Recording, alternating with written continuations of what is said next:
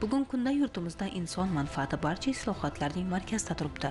Yangi ish o'rinlari yaratish, sifatli ta'lim va tibbiyot tizimini rivojlantirish, yoshlarga keng imkoniyatlar yaratish, bularning barchasi xalqimiz turmush darajasini yuksaltirishga xizmat qilayotgan tashabbuslar. Gurlan tumanida 48 ta mahalla mavjud. Hududlarga yo'lingiz tushib qolsa, o'zgarishlardan mamnun, turmushdan rozi insonlarga ko'zingiz tushadi. Mahallamizda o'zgarishlar katta. Farzandlarimiz, nevaralarimiz uchun yangi bog'cha ishga tushdi. Bundan butun ota-onalar hammamiz mamnunmiz. Mahallamizda 3 kilometrdan ortiq ko'chamiz asfalt qilindi. Tungi yorug'lik chiroqlari yonib turadi muntazam. Mahallamiz yildan yilga obod bo'lib boradi. Prezidentimizning tashabbuslari bilan, ayniqsa men o'zim xalq ta'limi sohasida ishlayman, 43 yildan beri faoliyat ko'rsataman. Bizlar hali tasavvur ham qilganimiz yo'q edik. Bir kun kelib bolalarimiz mana shunday zamonaviy bog'chalarda ta'lim-tarbiya oladi deb. Maktablarimizga berilib turgan e'tiborlar ham avvalgiga qaraganda 100% o'zgarish bo'lib turibdi desak ham hech mubolag'a bo'lmaydi. Mana shunday e'tibor berib turgan prezidentimizga alohida rahmat aytishni istar edim.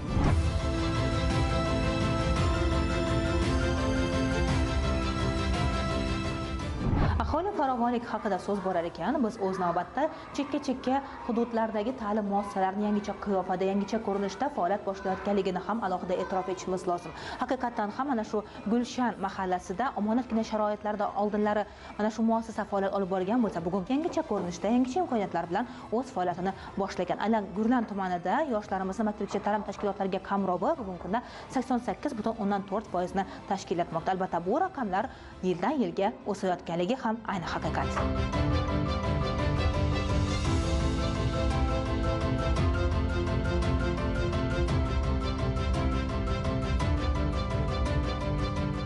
Gurlan tumanida 38 ta davlat, 6 ta davlat xususiy sherikchilik asosida 148 ta oilaviy nodavlat maktabgacha ta'lim tashkilotlari, umumiy hisobda 192 ta maktabgacha ta'lim tashkilotlari faoliyat olib bormoqda. Gulzor mahallasida 4,5 mingdan ortiq aholi istiqomat qiladi. E'tiborli tomoni, bog'cha yoshidagi bolajonlar 100% maktabgacha ta'lim tashkilotlariga qamrab olingan. Investitsiya dasturiga asosan ta'lim muassasasida olib borilgan ishlar har tomonlama qulayliklarga zamin yaratmoqda. Eski bino o'rnida zamonaviy tipdagi yangi bino qad rostladi.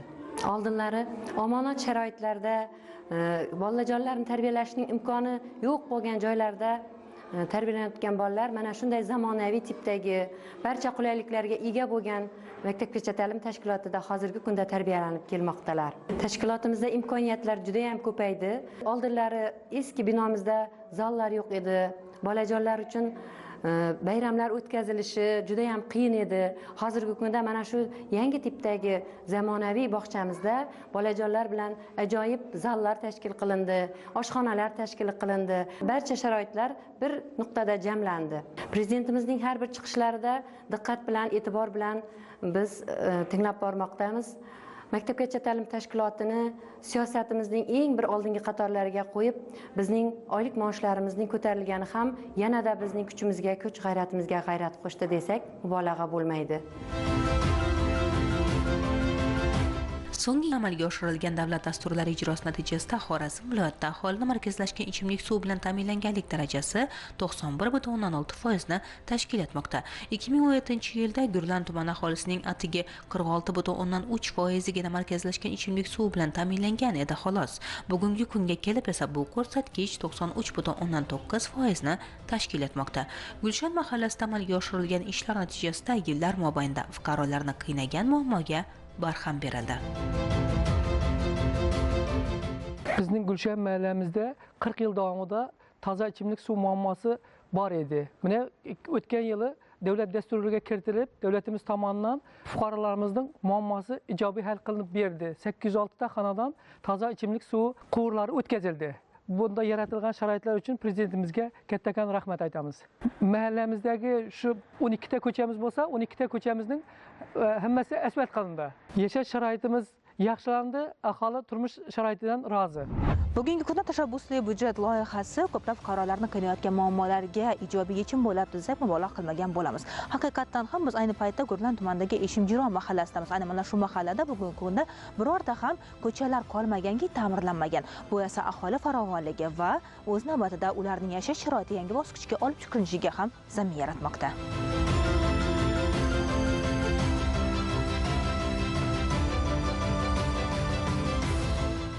Tashabbusli byudjetdan mana shu mahallamiz birdamligi bilan bizlar 8 marotaba yutishga muvaffaq bo'ldik. Mana yo'llarimiz ko'pis asfalt, yoplarimiz betonlashgan, maktablarimiz yangi, bog'chalarimiz yangi. Biz qishlog'imizda hamma tomonlama faxrlanamiz. Yoshim hozir 75 yoshda. Bizlar xursandmiz. Elimizning nuroniylar juda xursand. Mana shu turgan hududimiz Eshimjiron qishlog'ining Eshimjiron mahallasi. Bu juda qadimiy mahalla, qadimiy ilot. 17-asrning 50-60 yillarında Amudaryoning o'zani o'zgarish munosabati bilan mana shu yangi o'zanining bo'yiga kelib Amudaryoning eski joyxonaning joylashganlar. Eng birinchi mana shu yerda hayotini boshlagan, umrguzorlik qilgan inson Eshim bobo degan odam bo'lgan. Mana shuning uchun mahallamizning nomi Eshimjiron. Endi avvallari mana shu ko'rib turgan ko'chamiz mana juda katta ko'cha. Mana asfalt bo'ldi, ikki tomondan trotuar bo'lindi, mana juda yurib bo'lmaydigan ahvolda edi. Dasturga kirgandan keyin Obod mahallaga mana shu yerda ishlar boshlanib ketib, mana juda ajoyib asfalt yo'l, mana transportlar o'tib turibdi. Juda bir o'ng'ayli makon bo'lib qoldi. Shuningdek, Eshimjiron mahallasida 120 o'rinli maktabga qo'shimcha bino foydalanishga topshirilishi o'quvchilar bir smenada ta'lim olish imkoniyatini yaratdi. Mahalladagi o'zgarishlarni sanab sanoqiga yetib bo'lmaydi.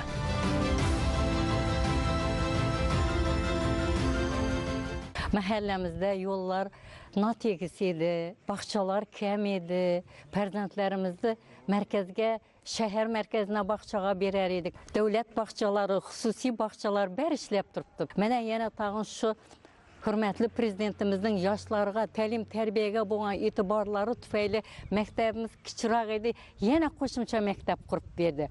Bizler hürmetli prezidentimizin halkqa bo'lgan etibarından, her bir çıkargan islohotlarından quvonamiz. Mene Amerikaga barib keldi. Qanchalik bizlerning yangi O'zbekistonimizga qanchalik yangiliklar kelib turibdi. Bu halkımız için faydalı narsa. Bizler nuroniylar shuni uyda ko'rib o'tirib, faxrlanib o'tirdik. Ayniqsa, ta'limda xususiy sektorning ulushi ortishi ham yoshlarga markazdan kam bo'lmagan sharoitda bilim olish imkonini bermoqda. Bu esa o'z navbatida yangi raqobatbardosh kadrlarni tarbiyalash va yangi ish o'rinlari demakdir.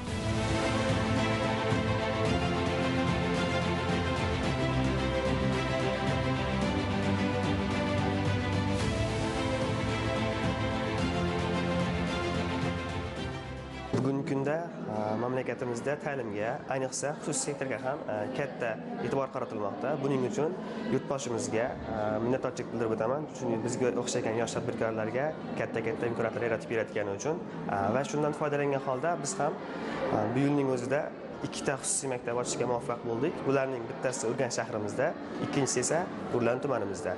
Maktabimizda jami 700 ga yaqin o'quvchi tahsil olmoqda bugungi kunda va 100 dan ortiq ishchi xodimni ish bilan ta'minlab o'tiribmiz. Maktabning ochilishi uchun 3 milliard so'mga yaqin mablag' ajratildi va quvvatimiz 1000 o'quvchiga yaqin. Yana biz 300 ga yaqin o'quvchini qabul qilib bilamiz.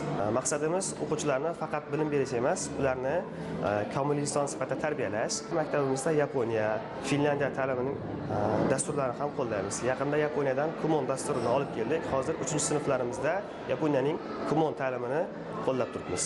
Xalqaro darajadagi raqobatbardosh o'quvchilarni tarbiyalash. Shu kungacha Gurlan tumanimizda xususiy maktab bo'lmagan edi. Bu o'quvchilar uchun ham, gurlanlik yoshlar uchun ham va ota-onalar uchun ham ayni muddao bo'ldi. Chunki shaharlarga borib o'qib ovora bo'lib yurmasdan to'g'ridan-to'g'ri o'zimizda o'qish imkoniyatlari bor. Mazkur oilaviy shifokorlik punktiga bundan 1 yil oldin tashrif buyursangiz, omonatgina sharoitlar mavjudligiga ko'zingiz tushardi. Tashabbusli byudjet loyihasi doirasidagi tibbiyot yo'nalishidagi tashabbuslar qo'llab-quvvatlanishi natijasida Nurafshon aholisi hayotiga nur kirib keldi va 14,5 mingdan ortiq aholining tibbiy xizmatga bo'lgan sifati yaxshilanishini kuzatishingiz mumkin.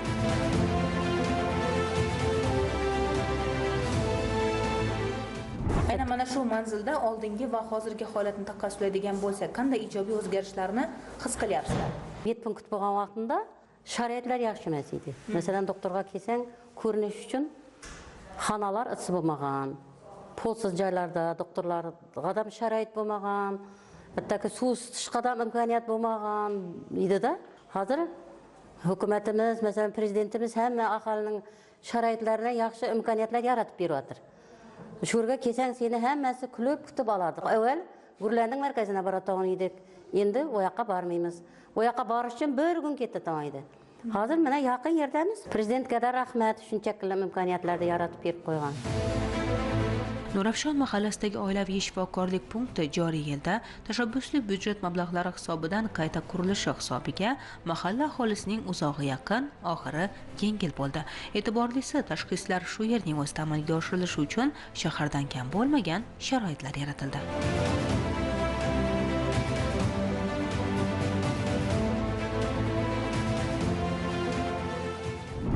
13-oilaviy poliklinikamiz 2025-yil open byudjetda o'tib 1 milliard 360 million so'mlik xarajat sarf qilinib yangi bino qurildi va biz bu yangi binoga ko'chib o'tdik. Oldinlari bizni sharoitimiz bunaqa emas edi. Endi hozirgi 13-oilaviy poliklinikamizda tor soha mutaxassislari, shuningdek fizioterapiya kurslari, stomatolog, akusher-ginekolog, xirurg hamda kunduzgi statsionar bo'limi to'liq kuch bilan ishlamoqda. Bizning oilaviy poliklinikamiz to'liq apparaturalar bilan qamralgan. Aholiga xizmat ko'rsatishimiz yangi texnologiyalar asosida qilinmoqda. Remursatsiya ishlari yo'lga qo'yilgan. Biz hozirgi ajoyib sharoitda DMT tizimida ishlab turganimizdan mamnunmiz. Bugungi kunda manzilda yaratilayotgan sharoitdan har bir fuqaro mamnun. Tibbiy xizmat sifati haqiqiy ma'noda chekka hudud aholisiga yaqinlashtirildi.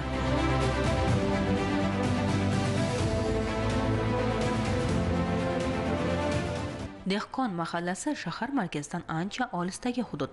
Oldinlari mahalla aholisi murojaat bilan borish uchun hattoki mahalla binosi ham mavjud bo'lmagan. Bugun esa Islom taraqqiyot banki tomonidan 4 milliard so'mga yaqin mablag' yo'naltirilishi hisobiga aholi bandlikka zamin yaratuvchi loyihalar va mahalla binosi namunali tarzda faoliyati tashkil etildi.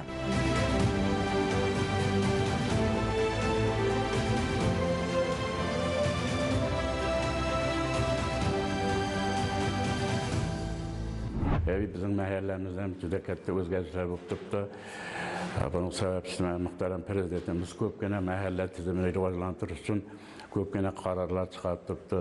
Mahalla binolari, sport komplekslar qurilib turibdi. Mana shu jumladan bizning Dehqon mahallasida mana shu yil shu turgan joyimiz ishga tushdi. Bu yerda mana kutubxona, trenajyor zali, maishiy xizmat ko'rsatish, saqopchilar ishlab turibdi. Bundan hamma mahallemiz aholisi bari xursand. Prezidentimizga ko'p rahmatlar aytamiz mahalla nuroniylar nomidan, mahalla aholisi nomidan.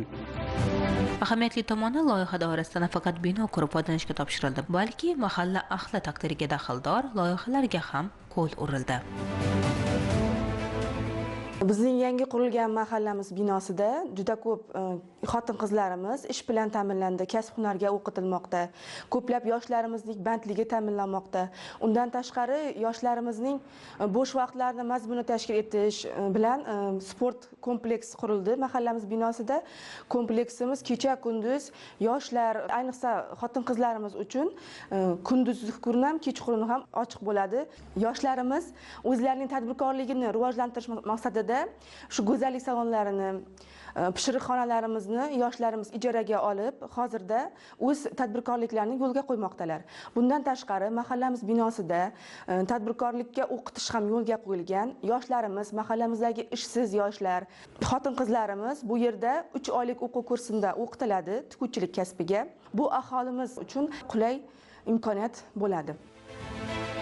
Farovonlik degani faqat moddiy ta'minlanganlik emas, bu insonning xotirjamligi, oiladagi tinchligi, mehnatdagi samaradorlik va jamiyatdagi hamjihatlikdir. Shu ma'noda yurtimizda har bir fuqaroga munosib hayot sharoitini yaratish bo'yicha ishlar amalga oshirilmoqda. Jumladan, buni viloyatning eng chekka manzillaridan tortib Gurlan tumanidagi har bir mahallada his qilish mumkin.